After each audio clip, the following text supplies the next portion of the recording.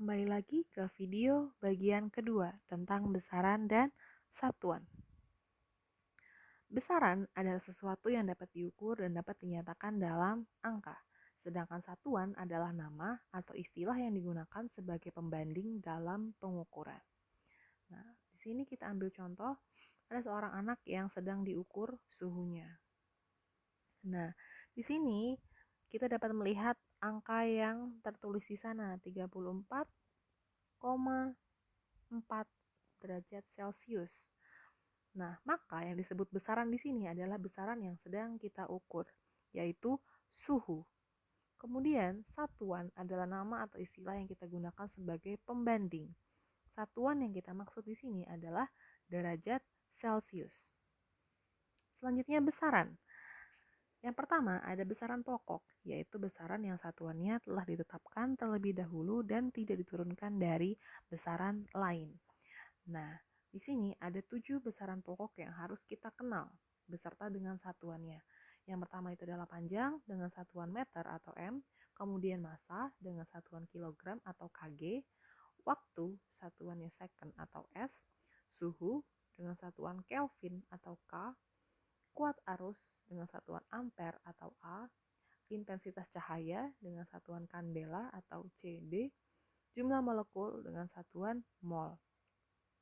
Selanjutnya ada lagi yang namanya besaran turunan, yaitu besaran yang diturunkan dari satu atau lebih dari besaran pokok.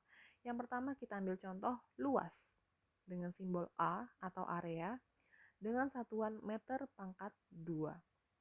Nah, satuan luas ini dia diturunkan dari satuan meter atau dari besaran panjang.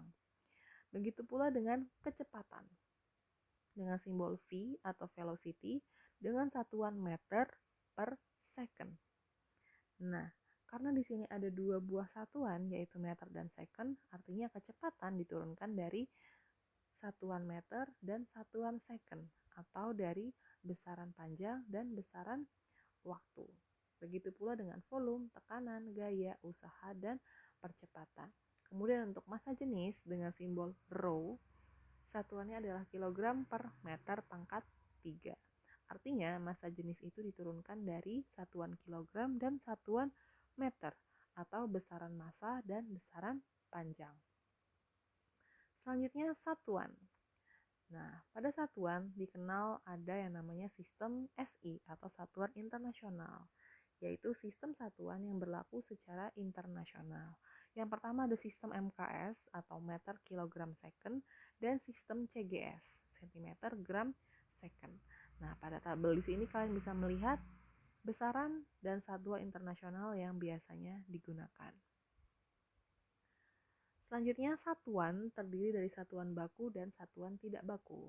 Satuan baku adalah satuan yang menunjukkan hasil yang sama meskipun diukur oleh orang yang berbeda. Contohnya kilometer, second, ampere, dan kilogram. Karena pada satuan baku kita bisa menggunakan alat ukur.